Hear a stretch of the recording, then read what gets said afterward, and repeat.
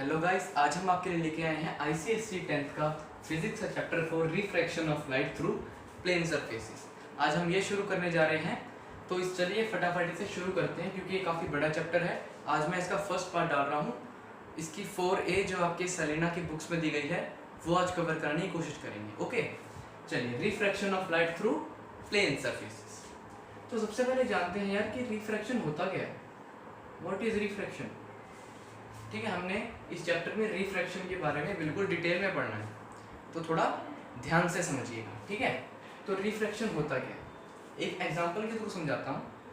मान लीजिए ये रेरर मीडियम है और ये डेंसर मीडियम। अब रेरर मीडियम और डेंसर मीडियम क्या होता है? रेरर मीडियम जिसकी डेंसिटी कुछ ना हो, जैसे एयर हो गया, मान लो एयर, और इसके कोरेस्पॉन्डिंग ग्लास, किसमें स्पीड ऑफ लाइट तेज होगी भाई?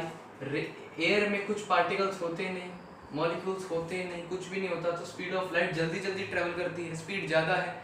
पर ग्लास में डेंस होता है, ग्लास का मीडियम क्या होता है? डेंस। उसमें से जब रे ऑफ लाइट ट्रेवल करती है तो उसकी स्पीड बड़ी कम हो जाती है।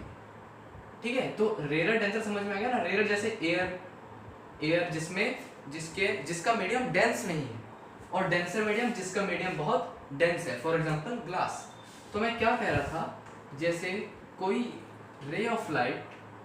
भी ray of light rare medium से डेंसर मीडियम में आए तो सबसे पहले नॉर्मल बनेगा, यहाँ पे स्ट्राइक करेगी, इस सरफेस पे स्ट्राइक करेगी जो रेयर और मीडियम को सेपरेट करता है, उस सरफेस को स्ट्राइक करेगी तो नॉर्मल बनेगा।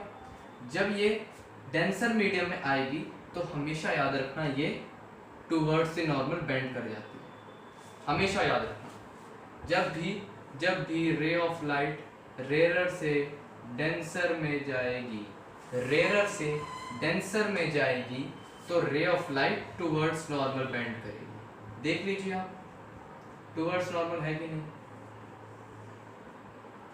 देखिए, इसने ऐसे सीधा जाना था, लेकिन ये नॉर्मल की तरफ टूवर्ड्स नॉर्मल बेंड करेगी। तो रिफ्रैक्शन है क्या? ये रे ऑफ लाइट ने ऐसे जाना था, लेकिन ये अपना इतना एंगल चेंज करती है, और इस एंगल को हम कहते हैं एंगल ऑफ डेविएशन। वो हम बाद में बात करेंगे, अभी के लिए फिलहाल बात कीजिए कि रिफ्रैक्शन होती क्या है। Refraction is the change in ray of light या change in direction of ray of light when it transfers from one transparent medium to another transparent medium. क्या क्लियर हुआ? रिफ्रैक्शन क्या होती है? when the change in direction, refraction actually क्या होती है? change in direction of ray of light when it transfers या when it travels from one transparent medium to another transparent medium is called refraction। और refraction एक surface phenomena होता है। क्या होता है? surface phenomena। क्यों surface phenomena? बोलिए, क्यों surface phenomena? अरे भाई देखो, जो जिस सरफेस पे रेयर और डेंसर सेपरेट होते हैं वहीं से तो डेविएशन होती है, इसीलिए ये सरफेस फिनोमेना है। अब जैसे हमने रेयर और डेंसर का देखा, ऐसे हम अगर ऊपर डेंसर ले लें, मतलब डेंसर से रे ऑफ लाइट आए रेयर की तरफ, यहाँ पे तो हमने देखा कि रेयर से डेंसर में जाए। अब डेंसर से रेयर में देखते हैं। मान लीजिए ये एक रे ऑफ लाइट गई, सबसे पहले नॉर्मल बनेगा,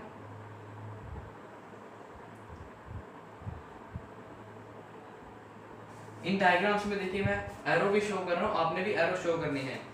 ये जो भी 4 और 5 चैप्टर्स आएंगे ये सारे रे ऑप्टिक्स डायग्राम है। रे ऑप्टिक्स डायग्राम में अगर आप वो नहीं बनाएंगे, डायरेक्शन नहीं बताएंगे रे की, तो आपको मार्क्स नहीं मिलेंगे। इसलिए डायरेक्शन एरो लगाना बहुत जरूरी होता है। तो हमेशा याद रखना, जैसे रेयर से डेंसर में जाएगी तो टुवर्ड्स नॉर्मल की तरफ बेंड कर रही है, और जब डेंसर से रेयर में जाएगी तो अवे फ्रॉम नॉर्मल। क्या बोला मैंने? Away from normal. ये हो जाता है एंगल ऑफ डेविएशन। ठीक है, एंगल ऑफ डेविएशन ये हो जाता है। अभी हम फिलहाल आगे बात करेंगे, ये आगे यूनिट्स में है एंगल ऑफ डेविएशन डिटेल। अभी के लिए देखिए कि डेंसर से रेयर में जब भी रे ऑफ लाइट आती है डेंसर से रेयर में, तो वो नॉर्मल के बाहर भाग, नॉर्मल से दूर भाग जाती है, नॉर्मल से दूर, अवे फ्रॉम नॉर्मल। तो क्या देखा हमने, जब भी डेंसर से रेरर में जाए तो अवे फ्रॉम, डेंसर से रेरर में जाए तो अवे फ्रॉम, डेंसर से रेरर में जाए तो अवे फ्रॉम। क्या क्लियर हुआ? क्या क्लियर हुआ? जब भी रेरर से डेंसर में जाए, रेरर से डेंसर में जाए टुवर्ड्स नॉर्मल, नॉर्मल की तरफ बेंड हो गई, और जब भी डेंसर से रेरर में जाए तो अवे फ्रॉम नॉर्मल, नॉर्मल से दूर भागती है। और ये चेंज इन डायरेक्शन, ये इसने ऐसे जाना था, ये चेंज इन डायरेक्शन क्यों हो रही है? रिफ्रैक्शन, रिफ्रैक्शन की वजह से। रिफ्रैक्शन क्या है? Change in direction of light when it transfers from, when it travels from या transfers from one transparent medium to another transparent medium. जब भी रे ऑफ लाइट ट्रेवल करती है from one transparent medium to another transparent medium, तो change in direction क्या होता है? Refraction. Refraction समझ में आ गया? चलिए ठीक है, अब हम देखते हैं कि रिफ्रैक्शन तो भाई समझ में आ गया क्या होता है, लेकिन इस रिफ्रैक्शन का कॉज क्या है? Cause of refraction, cause of refraction, cause of refraction क्या हो सकता है? आपका क्या कहना है? मैंने कहा था कि जब भी रेरर से दोबारा बना देता हूँ डायग्राम, रेरर से डेंसर में जाए तो टुवर्ड्स नॉर्मल बेंड करती है, और ये बेंड क्यों करती है? Refraction, change in direction of light when ray of light travels from one transparent medium to another transparent medium. तो चेंज इन डायरेक्शन क्या है? रिफ्रैक्शन। तो ये रिफ्रैक्शन होती क्यों है? होती क्यों है? सिंपल वे में समझिए, रेरर में जैसे मैंने भी बताया, रेरर के मीडियम कौन से हो गए? एयर जैसे, जिनका मीडियम बहुत डेंस नहीं होता, एयर। और डेंसर में ले लीजिए चाहे ग्लास, ग्लास का मीडियम देखिए बहुत डेंस होता है। तो आप इनको बात बताइए कि ये रे ऑफ लाइट जो है एयर में ज़्यादा स्पीड से ट्रेवल करेगी या ग्लास में? सीधी सी बात है, एयर में डेंसिटी कम है, एयर का मीडियम डेंस कम है, फटाफट वो ट्रेवल कर जाएगी, उसको मीडियम की डेंस होने से लड़ना नहीं पड़ेगा, वो सीधी निकल जाएगी स्पीड से। और ग्लास में तो मीडियम इतना डेंस होता है, मीडियम इतना डेंस होने की वजह से वो स्पीड उसकी कम हो जाती है, स्पीड उसकी कम हो जाती है। इसी वजह से ये चेंज इन डायरेक्शन होती है, और इसी वजह से चेंज इन डायरेक्शन होती है, मतलब इसी वजह से रिफ्रैक्शन भी होती है। तो कॉज ऑफ रिफ्रैक्शन में क्या लिख सकते हैं? Cause of refraction is change in speed of light when it travels from one transparent medium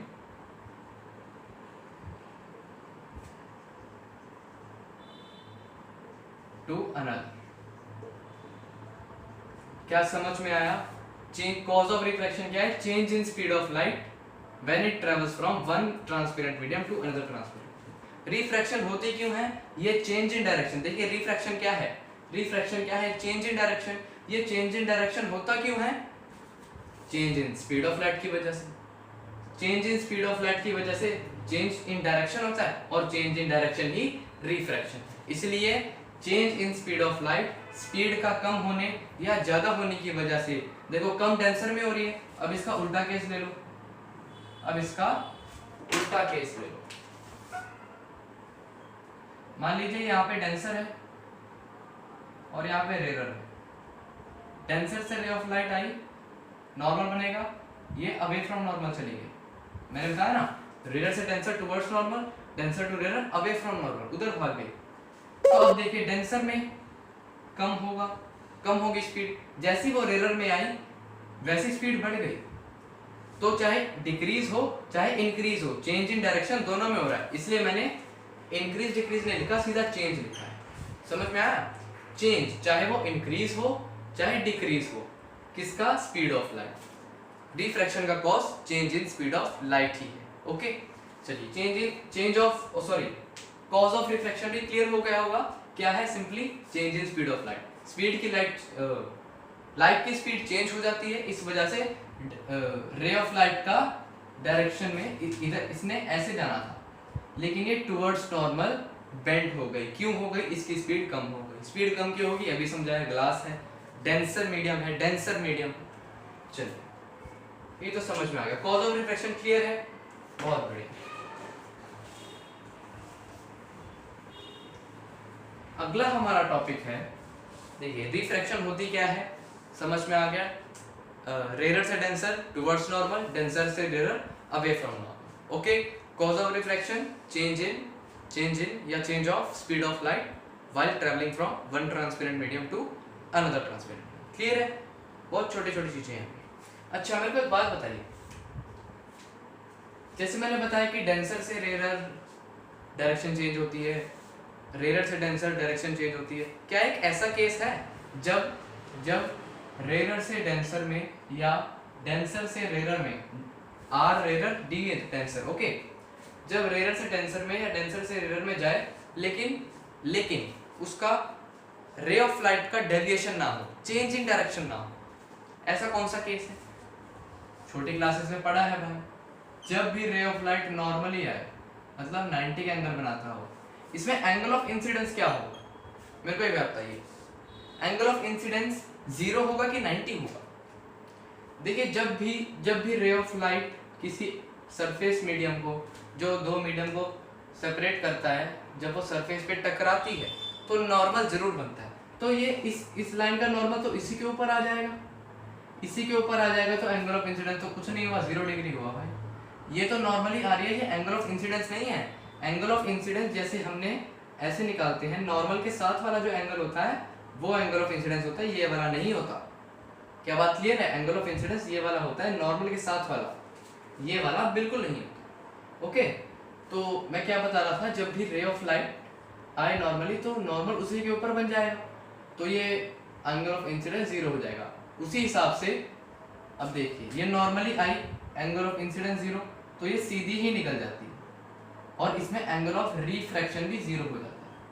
angle of refraction भी 0 होगा, यही नॉर्मल आ गया, नॉर्मल के ऊपर ही रे ऑफ लाइट आ गई, तो एंगल ऑफ इंसिडेंस भी 0, एंगल ऑफ रिफ्रैक्शन भी 0, कोई भी डेविएशन नहीं होगा। उस हिसाब से डेंसर में भी ऐसे हो जाएगा, इसी के ऊपर नॉर्मल बन जाएगा और ये ऐसे आ जाएगी। एंगल ऑफ इंसिडेंस यहाँ भी 0, एंगल ऑफ रिफ्रैक्शन यहाँ भी 0। कैसे आया 0? उसी के ऊपर ऐसे रे ऑफ लाइट आई, उसी के ऊपर नॉर्मल बन गया, लेकिन ये 90 बनाता हुआ जा रही है, ये एंगल ऑफ इंसिडेंस नहीं है। क्यों? एंगल ऑफ इंसिडेंस हमेशा नॉर्मल के साथ, नॉर्मल का और रे का बनता है। अब रे के ऊपर ही नॉर्मल चढ़ गया, या फिर कह लो नॉर्मल के ऊपर ही रे चढ़ गई, तो क्या होगा? एंगल ऑफ इंसिडेंस 0 हो जाएगा। इस केस में क्या होगा? एंगल ऑफ इंसिडेंस ये होगा, रे और नॉर्मल के साथ वाला एंगल ऑफ इंसिडेंस, ये वाला हम एंगल ऑफ इंसिडेंस कंसीडर नहीं करते। ये कंसेप्ट है, ठीक है, ये कंसेप्ट आपका क्लियर होना चाहिए। आई होप क्लियर हो गया होगा। चलिए ठीक है, अभी तक हमने क्या पढ़ा?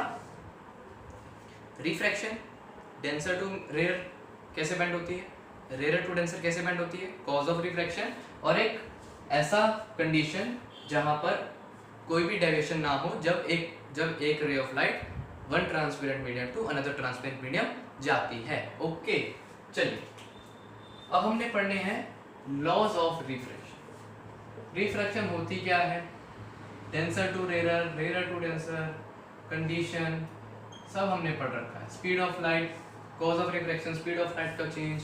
चलिए लॉज ऑफ रिफ्रैक्शन, सबसे पहला लॉ तो हमने वही पढ़ा है, क्या छोटी क्लासेस में पढ़ा? The incident ray,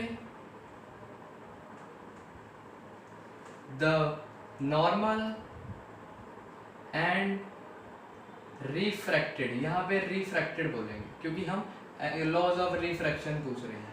laws of refraction क्या होगा? ये होगा इंसिडेंट रे, ये होगा नॉर्मल, और ये होगा रिफ्रैक्टेड रे। ठीक है, रिफ्रैक्टेड रे, ये होगी रिफ्रैक्टेड रे, और ये वाली रे कौन सी होती है? रिफ्लेक्टेड। एक और बात सुनिए, जब भी किसी भी मीडियम से, चाहे रेयर हो डेंसर हो, और यहाँ पे चाहे रेयर हो डेंसर हो, जब भी रे ऑफ लाइट आती है, नॉर्मल बनता है, तो रे ऑफ लाइट रिफ्लेक्ट जरूर होती है। ऐसा नहीं है कि सारी की सारी लाइट यहीं पे आ जाती है, नो, रिफ्लेक्शन होता है, लेकिन हमने इस चैप्टर में सिर्फ रिफ्रैक्शन पढ़ना है तो हम इसको कंसीडर नहीं करते। लेकिन एक्चुअली में ये रिफ्रैक्शन होती है, रिफ्लेक्शन होती है। ये क्या है? रिफ्लेक्शन। और ये क्या है? रिफ्रैक्शन। ठीक है, असल में ये रिफ्लेक्शन होती है लेकिन हम इसे कंसीडर नहीं करते। क्योंकि कंसीडर नहीं करते लेकिन ये एक्चुअली में होता है, हम डायग्राम्स में नहीं बनाते। क्यों? क्योंकि हमने इस चैप्टर में रिफ्रैक्शन के बारे में पढ़ा। ठीक है, क्लियर है? ये चीजें आपको क्लियर होनी चाहिए।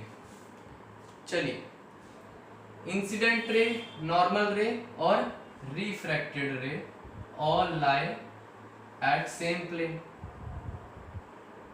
सेम प्लेन, ये तो हमने पढ़ रखा, छोटी क्लासेस में भी पढ़ रखा। Incident ray, normal, refracted ray all lie at same plane at point of incidence. ये होता है पॉइंट ऑफ इंसिडेंस। देखिए, इंसिडेंट रे जहां से यहाँ पे आके टकराई वो होता है पॉइंट ऑफ इंसिडेंस, इसलिए हम लिख देते हैं एट पॉइंट ऑफ इंसिडेंस। ठीक है, पहला रो क्या है? Incident ray, normal, refracted ray all lie at same plane at points of incidence. ठीक, सेकंड लॉ हमने पढ़ना है जो 10th में यूजफुल है, ध्यान से समझना। सेकंड लॉ क्या कहता है? सेकंड लॉ का नाम है स्नेल्स लॉ। क्या नाम है? Snell's law. Snell's law. तो स्नेल्स लॉ क्या कहता है कि जब भी कोई रे ऑफ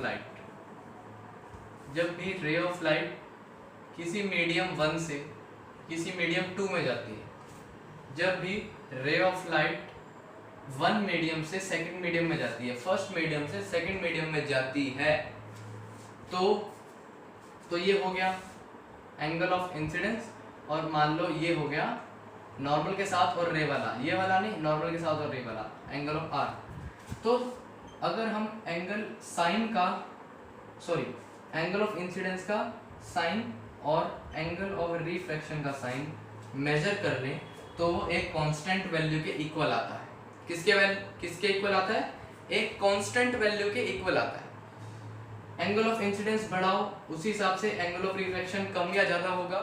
तो ये दोनों जब भी मेजर होते हैं एक कांस्टेंट वैल्यू देते हैं, और वो कांस्टेंट वैल्यू का नाम है रिफ्रैक्टिव इंडेक्स, जब ray of light first medium से सेकंड मीडियम में जा रही है। जब ray of light first medium से सेकंड मीडियम में जा रही है, और इसे बोलते क्या है? Refractive index of second medium with respect to first medium. क्या बोलते हैं इसे? Refractive index of second medium with respect to first medium. ठीक है, तो स्नेल्स लॉ क्या कहता है? The ratio of sine I and sine r is a constant value for a pair of media। Pair of media, देखो medium होता है singular, इसका मीडियम का प्लूरल क्या हो गया? मीडिया। मीडियम का प्लूरल मीडिया। अब यहाँ पे दो आ गए ना, medium, first medium, second medium, तो हम पेयर ऑफ मीडिया बोल देते हैं। ठीक है, the ratio of sine i to the sine r is a constant value which is refractive index. ये जो म्यू का साइन है, ऐसे ये वाला साइन किसका है? Refractive index. किसका साइन है? Refractive index. तो रिफ्रैक्टिव इंडेक्स होता क्या है? Refractive index is the ratio of sine i to the sine r. और स्नेल्स लॉ क्या कहता है? Sine i by sine r is a constant for a pair of media which is refractive index of second medium with respect टू first medium. क्या बोलेंगे इसे? Refractive index of second medium with respect टू first medium. और इससे क्या पता चल रहा है कि ray of light first medium से सेकंड मीडियम में जा रही है। क्या क्लियर है? चलिए, ये दो लॉज ऑफ रिफ्रैक्शन भी हो गए, और हमने पढ़ भी लिया कि रिफ्रैक्टिव इंडेक्स होता क्या है। क्या होता है? Ratio of sine i by sine r, जब फर्स्ट मीडियम से सेकंड मीडियम में रे ऑफ लाइट जा रही हो। ठीक है, चलिए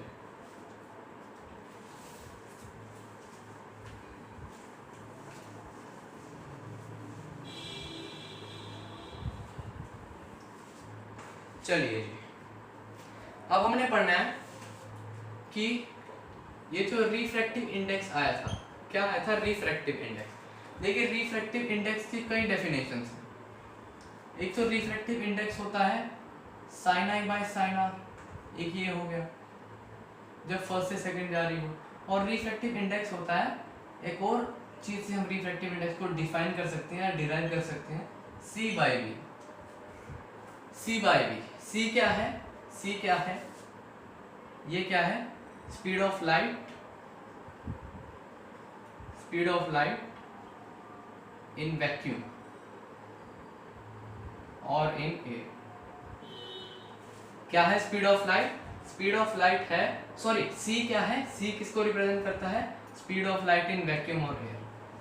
लाइट की स्पीड कितनी है वैक्यूम में या एयर में, ठीक है। और V किसे रिप्रेजेंट करता है? V रिप्रेजेंट करता है speed of light, speed of light in a medium, in a medium. किसी भी मीडियम में स्पीड ऑफ लाइट क्या है? उसे कहते हैं V।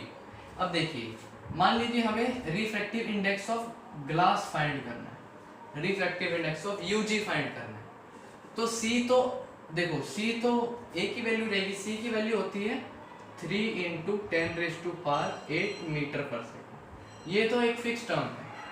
C क्या है? Speed of light in vacuum और एयर। लेकिन V क्या है? Speed of light in medium. अगर हम ग्लास का रिफ्रैक्टिव इंडेक्स फाइंड करना चाहते हैं तो हमें स्पीड भी यहाँ पर ग्लास की लेनी पड़ेगी।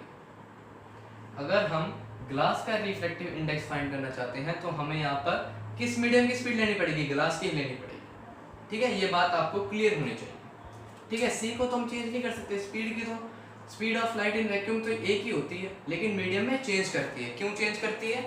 डेंसिटी चेंज होती है, डेंसर मीडियम चेंज होता है। डेंसर मीडियम चेंज होने से स्पीड चेंज होती है, ठीक है। एक तो ये हो गया U = C बाई V, ठीक है। U होता है sin I by sin R और U = C by V।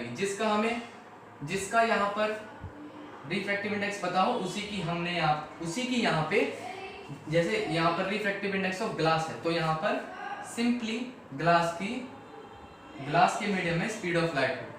Refractive index of glass है, ग्लास का रिफ्रैक्टिव इंडेक्स है, तो यहाँ पर ग्लास की ही स्पीड ऑफ लाइट दी होगी, ये 100% श्योर। ठीक, अब हमने पढ़ना है effect of refractive index on wavelength, speed and frequency. Effect of refractive index on wavelength, speed and frequency. तो वेवलेंथ से ये इन्वर्सली प्रोपोर्शनल होता है। Refractive index is inversely proportional to wavelength. Wavelength से इन्वर्सली प्रोपोर्शनल होता है, मतलब जब भी रिफ्रैक्टिव इंडेक्स बढ़ता है तो उस मीडियम की वेवलेंथ कम होती है। जिस मीडियम का रिफ्रैक्टिव इंडेक्स ज़्यादा होता है उस मीडियम की वेवलेंथ कम होती है। ये ऐसे रिलेशन करता है, ये ऐसा इफेक्ट है इसके ऊपर। इसको वेवलेंथ को हम इस साइन से डिनोट करते हैं और इस साइन को हम कहते हैं लैम्डा। क्या बोलते हैं? लैम्डा, ठीक है। स्पीड से कैसे रिलेटेड है अभी बताया। अगर रिफ्रैक्टिव इंडेक्स ज़्यादा है, डेंस है बहुत मीडियम, तो स्पीड क्या होगी? कम। स्पीड यहाँ पे हमने स्पीड को v से रिप्रेजेंट करा, ठीक है। और अगर रिफ्रैक्टिव इंडेक्स बहुत कम है, मतलब रिफ्रैक्टिव इंडेक्स बहुत ज़्यादा है, मतलब रिफ्रैक्टिव इंडेक्स ज़्यादा है, डेंस बहुत मीडियम बहुत डेंस है। अगर मीडियम बहुत डेंस होगा तो स्पीड बहुत कम हो जाएगी, और अगर मीडियम बहुत रेयर है, मतलब डेंस बहुत नहीं है, तो स्पीड ऑफ लाइट अपने आप ज़्यादा हो जाएगी, ठीक है। ये रिलेशन है, एक तरह से इन्वर्सली ही हो गया, ठीक। फ्रीक्वेंसी देखिए, ये इंपॉर्टेंट, ये पूछा जाता है कि रिफ्रैक्टिव इंडेक्स फ्रीक्वेंसी से कैसे रिलेटेड है। रिफ्रैक्टिव इंडेक्स फ्रीक्वेंसी से कैसे रिलेटेड है। फ्रीक्वेंसी पे ये डिपेंड नहीं करता, it does not depend on frequency या it does not depend on wavelength. ये फ्रीक्वेंसी जो है it does not depend on wavelength, इन दोनों के बीच में कोई इफेक्ट नहीं होता। या ऐसे भी लिख लो नो इफेक्ट, नो। अगर रिफ्रैक्टिव इंडेक्स बढ़ रहा है या घट रहा है, तो उससे फ्रीक्वेंसी का लेना देना नहीं है। अगर आपसे पूछ ले क्यों लेना देना नहीं है, आप सीधा बोल दीजिए फ्रीक्वेंसी सोर्स ऑफ लाइट पे डिपेंड करती है। किस पर डिपेंड करती है? सोर्स ऑफ लाइट पे। ठीक है।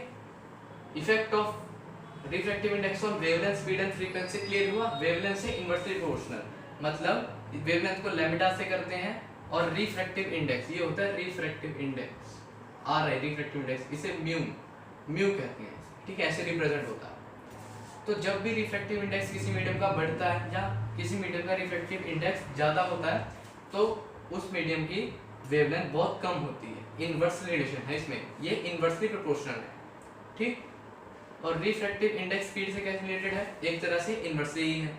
जब भी रिफ्रैक्टिव इंडेक्स बढ़ेगा, डेंसर होगा मीडियम, तो स्पीड ऑफ लाइट कम हो जाएगी, स्पीड ऑफ लाइट बहुत कम हो जाएगी, धीरे धीरे जाएगी स्पीड, धीरे धीरे जाएगी रे ऑफ लाइट। और जैसे रिफ्रैक्टिव इंडेक्स कम हुआ, डेंसिटी कम हो गई, डेंसर मीडियम खत्म, रेयर अब खुला खुला एरिया है, तो स्पीड ऑफ लाइट बहुत ज़्यादा हो जाएगी। फ्रीक्वेंसी पे डिपेंड नहीं करती, मैंने बता दिया क्यों नहीं करती, क्योंकि ये सोर्स ऑफ लाइट पे डिपेंड करती है।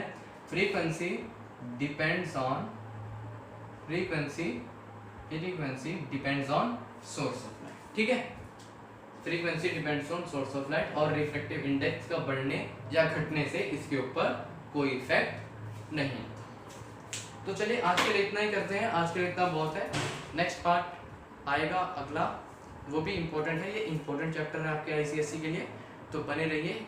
इसको वीडियो को अपने क्लासमेट्स के साथ शेयर कीजिए। ठीक है, चलिए अभी के लिए चलते हैं, टेक केयर, बाय बाय।